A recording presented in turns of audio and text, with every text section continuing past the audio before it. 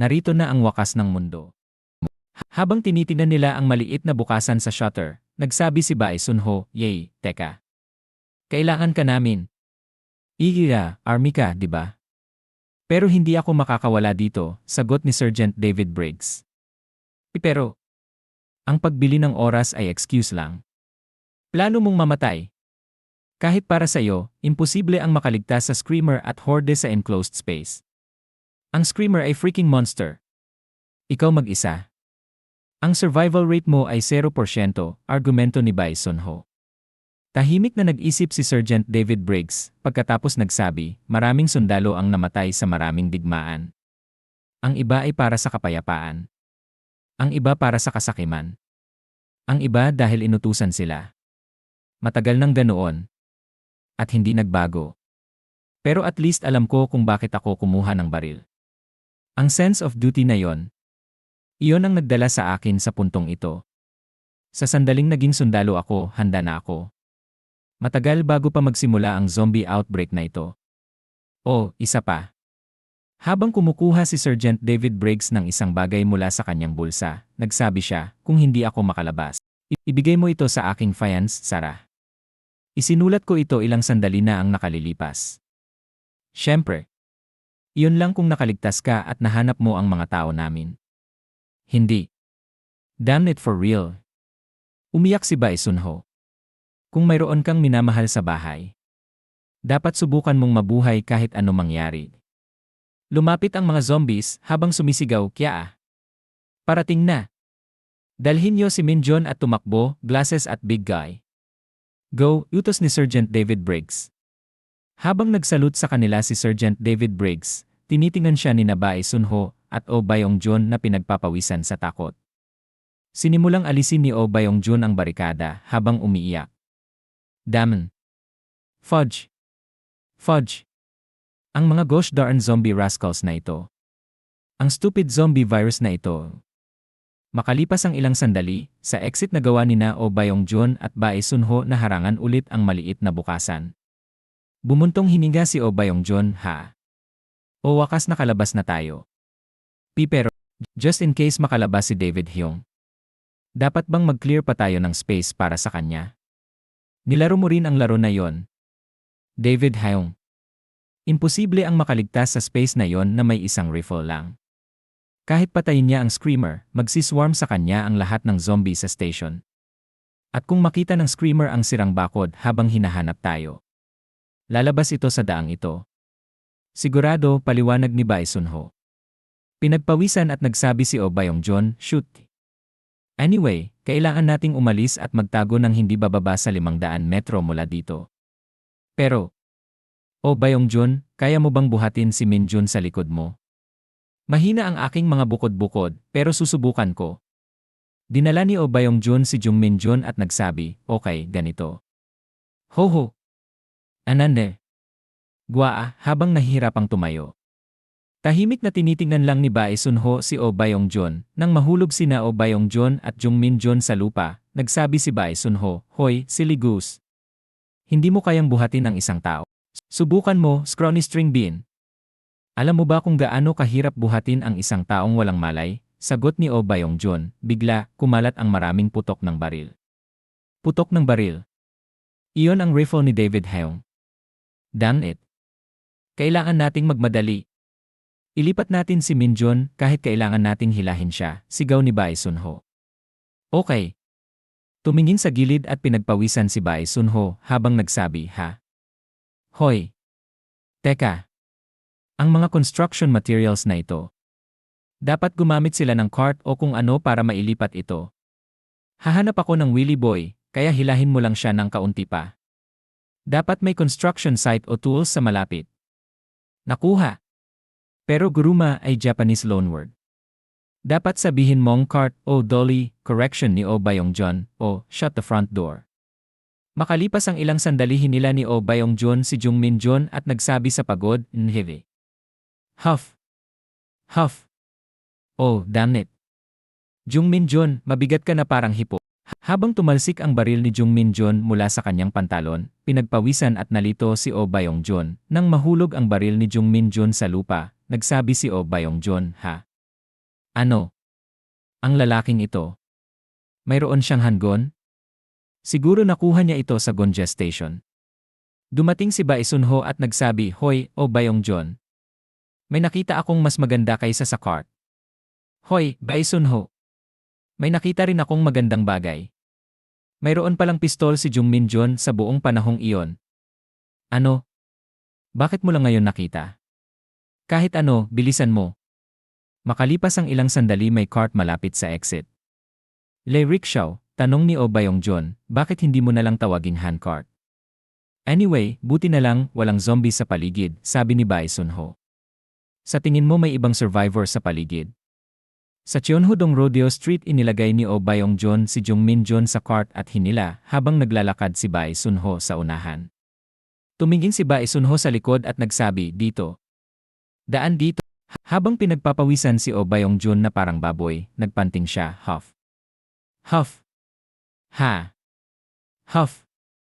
Huff. Jungmin John, you silly sausage ni. Hindi pa siya nagigising. "Patay na ba siya?" tanong ni Bae Sunho. "Huff eh." Habang umuumbol ang isang zombie, crack. Nagulat at nalito si Bae Sunho. Habang umuungol ang isa pang zombie, graa, sa tabi niya ang kanyang zombie girlfriend. "Hu! Fudge!" sigaw ni Bae Sunho habang itinuturo ang baril niya. "Damn it!" Sinugod ng zombie si Bae Sunho at bumaril siya ng may precision, tumama sa ulo ng dalawang zombies. Tumingin si Bae Sunho kay O Bayong John at nagsabi, "Masyadong mabagal ito. Tulungan mo akong itulak." "Tama." Makalipas ang ilang sandali itinulak ni na Bae Sunho at O Bayong John ang cart habang nagpanting, huff. Huff. Huff eh. Habang nakakita ng barikada sa unahan, nagsabi si O Bayong John, "Shoot." Dead end eh. Umuunggol ang zombie sa likod, crack. Sigaw ni O Bayong John, "Tumago tayo doon." Direksyon ni Bae Sunho. "Okay." Itinulak ni O Bayong John ang cart malapit sa pinto. The dead end. Magiging okay ba tayo? Kailangan nating humanap ng makakapasukan para magtago. Sa dulo ng alley sinubukang buksan ni Bae Sunho ang gate at nagsabi, "Ha? Nakalock eh. Dapat ba akong umakyat sa pader at buksan ito? May barbed wire sa pader." "Akyat ako at buksan kahit masugatan," desisyon ni Bae Sunho. Lumapit ang isang zombie at umuungol, kraag. Habang lumalapit ang zombie, nagtago sina O Bayong John at Bae Sunho sa likod ng pader. Lumakad ang mga zombie sa tabi ng alley habang umuungol, groove. Gurgle. "Manatili na lang tayo dito." Hanggang sa umalis sila. Makalipas ang ilang sandali tahimik ang mga kalye. Parang maraming oras na ang lumipas. Dapat umalis na sila. Wala na akong naririnig di. Habang narinig nila ang mga yapak sa malapit, pinagpawisan si Bae Sunho sa takot at kalituhan. Lumalapit ang mga yapak. Yap, hindi ko naririnig ang tunog na kakaiba sa mga infected. Hindi ko sa tingin yapak ng infected. Baka. David Hyung. Habang sinubukang sumilip, nagulat si Bae Sunho. Nakita niya ang crazy office lady zombie. Ngumiti ito at itinaas ang ulo ni Sergeant David Briggs, ipinakita kay Bae Sunho pagkatapos inilapag. Pinagpawisan si Bae Sunho sa takot habang nagsabi, "Sugar." Tumayo si Bae Sunho at itinuro ang baril sa crazy office lady zombie. Pinindot niya ang trigger. Nag-freeze si Bae Sunho sa gulat, pinagpapawisan habang nagsabi, "Sa lahat ng oras. Bakit ngayon? Naubusan na ako ng bala." Sumigaw ang crazy office lady zombie, "Kya. Toast na tayo eh." Bulong ni Bae Sunho sa kanyang sarili. Habang pinagpapawisan at tinitingnan ni Bae Sunho ang office lady screamer zombie na nagsi-charge sa kanya, biglang tinakaw ni O Bayong John ang office lady screamer zombie. Nahulog sa lupa ang office lady screamer zombie at nagsakit, "Gya." Nagsakit si O Bayong John, sumigaw si Bae Sunho, "O Bayong John." Biglang tumayo ang office lady screamer zombie at sinugod si Bae Sunho habang nagulat at nalito siya. Hinawakan ng office lady screamer zombie si Bae Sunho at sumigaw, "Gya." Pinagpawisan at naihi ng kaunti si Bae Sunho sa kanyang pantalon habang nagsasabi, fudge nuggets." Bakit siya ang lakas-lakas? Biglang lumitaw si Oh Byung-jun sa likod ng Office Lady Screamer Zombie na may hollow blocks galing sa Pilipinas na itinaas habang pinagpapawisan at sinuntok niya sa ulo ang Office Lady Screamer Zombie. Madali itong nabasag, walang damage. Nagsabi ang Office Lady Screamer Zombie, Greya. Nagsabi si Oh Byung-jun, hindi man lang siya nag-flinch. Nagsabi si Bae Sunho. At least tumakbo ka, Oh Byung-jun. Nagsabi si Oh Byung-jun, ano? Nagsabi si Bae Sunho, bilisan mo. Ang mga zombie ay magsiswarm dito anumang segundo. Nagsabi si Oh Byung-jun, Fedlastics. At tiningnan niya sa gilid, nalito, habang nagsasabi, ha? Habang dahan-dahang tumatayo si Jung Min-jun, tiningnan siya ng Office Lady Screamer Zombie at ni Oh Byung-jun. Tinitingnan ng Office Lady Screamer Zombie si Jung Min-jun habang tahimik na nakatayo sa gilid. Pula ang kanyang mga mata habang tinitingnan ang Office Lady Screamer Zombie. Biglang naging agresibo ang Office Lady Screamer Zombie at nagsabi, Greya. Biglang sinuksok ni Jung Min-jun ang kanyang kamay sa bibig ng Office Lady Screamer Zombie, hinawakan ang loob niya. Nagsakit ang Office Lady Screamer Zombie, Greya. Kak! Kehi, habang nag-flash sa kanyang mga mata ang kanyang undead na buhay. Nagsabi siya, Greya. Habang hinila ni Jung Min-jun ang kanyang dila. Lumuhod sa lupa ang Office Lady Screamer Zombie. Habang pinagpapawisan sa gulat at katahimikan sina Bae Sunho at Oh Byung-jun, biglang nahimatay si Oh Byung-jun mula sa gulat. Nagsabi si Bae Sunho, Hyo. Jung Min-jun. Ikaw. Biglang dumating ang mga zombies at nagsabi, Greya. Greya, habang nagulat at nalito si Bae Sunho. Sinugod sila ng mga zombies habang nag-freeze si Bae Sunho sa gulat. Biglang dahan-dahang lumakad ang mga zombies habang tinitingnan ni Jung Min-jun ang horde. Pinagpawisan at nagsabi si Bae Sunho, hindi siya, imposible. Ito hindi pwede. Nagsabi siya sa kanyang sarili, Jung Min-jun. Siya ba ang leader ng horde? Makalipas ang ilang oras, nang lumubog ang araw umuungol ang mga zombies sa paligid, Lihi. Grui. Sa loob ng bahay nagsabi si Bae Sunho, nakalock ba ng maayos ang pinto? Nagsabi si Oh Byung-jun, isi. Nagsabi si Bae Sunho, salamat sa Diyos na may isang bahay na bukas. Basta huwag lang pansinin ang mga infected sa ibaba, pwede tayong magpahinga dito. Nagsabi si Oh Byung-jun, pero ang problema. Baka dahil sa screamer na yon. Sobrang daming zombies sa labas na hindi tayo makakagawa ng kahit ano. Habang umuungol ang mga zombies sa labas, Bruo. Kya. Nagsabi si Bae Sunho, nga pala. Jung Min-jun. Nasa bingit na ng kamatayan. Masama ito. Mas malala pa siya kaysa noong huli siyang nahimatay.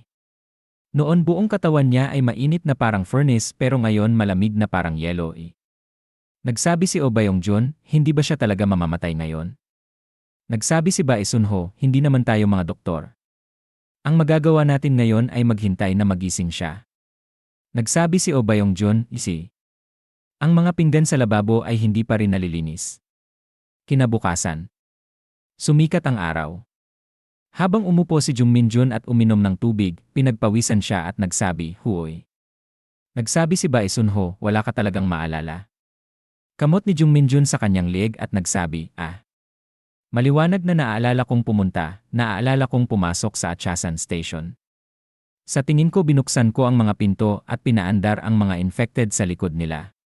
Pagkatapos noon, blanko na lahat. Siguro nag-overdose ako sa pag-push ng symptoms. Nasa gutter na ang kalusugan ko. Nagsabi si Oh Byung-jun, may idea ka ba kung gaano kahirap buhatin ka? Mag-ingat ka na sa katawan mo. Nagsabi si Jung Min-jun, ano nangyari kay Yana? Nasaan siya at si Hakchiol? Pinagpawisan at nagsabi si Bae Sunho, Hanya na. Tama pagkatapos mong umalis papuntang Achasan Station, nagkagulo ang Gonja Station dahil sa mga infected. At hindi namin alam ang nangyari pagkatapos noon.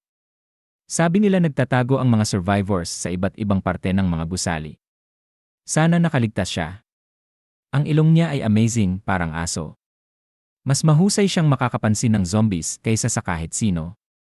Kung tungkol sa nangyari kay Kang Hakchiol at sa Sarge pagkatapos habulin nila ang mga nakatakas na convicts.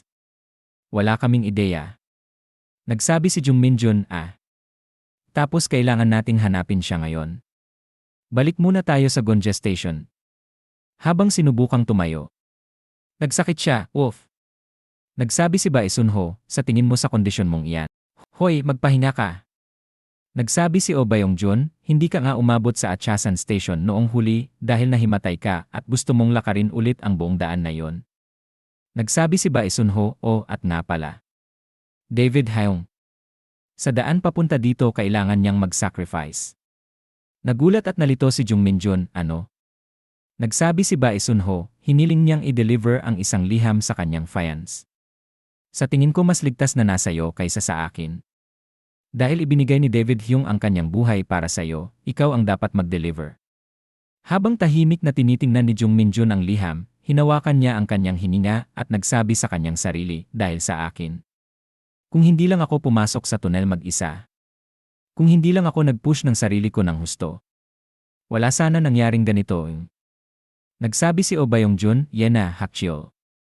Kung nakaligtas sila, hindi ba't pupunta sila sa Cheonho para hanapin ka? Siyempre, kung sobrang tagal na ang lumipas, kailangan nating hanapin sila. Nagsabi si Bae Sunho, baka dapat mag-iwan tayo ng sign sa Cheonho Station. Tulad ng note na buhay si Jung Min-jun at meeting point T. Nagsabi si Jung Min-jun, hindi. Hindi lang si Hakcheol at Yena ang hahanap sa akin. Tandaan mo, sinusubukan patayin ako ng doktor. Nagsabi si Bae Sunho, tama. Siguro may iba pang followers. Nagsabi si Jung Min-jun, kailangan kong bumalik doon. Mas mahirap para kina Hakcheol at Yena na makarating dito. Nagsabi si Bae Sunho, well. Tama ka, pero kahit si David ay kailangang mag-sacrifice. Nagsabi si Oh Bayong-jun, manatili muna tayo dito at mag-isip ng paraan. Nang sumikat ang araw. Nagsabi si Jung Min-jun sa kanyang sarili, ilang araw ang lumipas. Ganap na gumaling ang aking katawan. Tiningnan ni Jung Min-jun sina Bae Sunho at Oh Bayong-jun habang nagsasabi, okay, babalik ako agad. Nagsabi si Bae Sunho, mag-ingat. Nagsabi si Oh Bayong-jun, mahalaga ang drones at armas, pero huwag kalimutan ang pagkain. Nagsabi si Bae Sunho, may dahilan kung bakit tinatawag kanilang Piggly Wiggly, haha. Habang lumabas si Jung Min-jun ng bahay at isinara ang gate, nagsabi ang mga zombies, Yeeroy. Gra! Nagsabi si Jung Min-jun sa kanyang sarili, pagkatapos pag-usapan sa mga kaibigan ko na pagdesisyonan kong hanapin muna ang drone. Dahil sa tingin namin ang drone ang pinakamagandang paraan para mahanap sina Yena at Hakcheol. Sa tingin ko hindi madaling mamamatay sina Hakcheol o Yena pero kailangan ko silang hanapin kahit ano mangyari. Balik sa bahay nagsabi si Oh Bayong-jun, hindi ba cheating ang kakayahan ni Jung Min-jun? Kung mananatili tayo kasama niya, baka mabuhay tayo hanggang sa pagtanda. Nagsabi si Bae Sunho, pero mga isang oras lang niya magagamit. Siguro, baka abutin niya ang zombie leader state na tulad noon. Nagsabi si Oh Bayong-jun, pero pagkatapos noon nasa bingit na siya ng kamatayan. Nagsabi si Bae Sunho, kung sinusunog nito ang kanyang kalusugan, may limitasyon. Sa huli, hindi siya invincible. Nagsabi si Oh Bayong-jun, kung kaya niyang gamitin ang kakayahan niya, kahit kailan niya gusto, siya na ang NC ng manhwa, isang busted high schooler. Biglang lumapit ang isang drone. Nagulat si Bae Sunho at nagsabi, habang tumingin sa itaas at nakakita ng drone sa langit. Nagsabi si Oh Bayong-jun, drone? Nagsabi si Bae Sunho, imposible. Kahit saan kaming naghanap at hindi namin makita, at siya lang ang nakakita. Tumayo si Oh Bayong-jun at nagsabi, hoy, hindi ba mayroon din drone sa Gonja Station? Baka may mga survivors na nag-launch nito para mag-scout. Nagsabi si Bae Sunho, at paano kung hindi sila? Habang may note na nakatape sa drone, nagsabi ang mga zombies sa kalye, Yeeray. Gru. Nagsabi si Eugen, oh. Survivors. Gria. Gru. Pero nasaan sila? Nagsabi ang kanyang kaibigan, in Japanese, ano ang ginagawa mo? Naghahanap sa iyo si Manager Op. Ikaw ba ang nagpapalipad ng drone na yon? Paano kung bumagsak? Nagsabi si Eugen, relax. Na-master ko na ang controls. Nagsabi ang kanyang kaibigan ng may tuwa, oh, nice. Kaya, nahanap mo ba? Habang tahimik si Eugen, ang kanyang kaibigan, nalito, ay nagsabi, Jian-chan. At dito na nagtatapos ang video natin ngayon. Maraming salamat sa panonood, sobrang na-appreciate ko kayo lahat. Kung nagustuhan nyo ang content, Huwag kalimutang i-like at mag-subscribe para hindi nyo ma-miss ang susunod na mga videos. May gusto kayong sabihin o may tanong? Mag-comment lang sa baba, gusto kong marinig ang opinyon nyo. Hanggang sa susunod.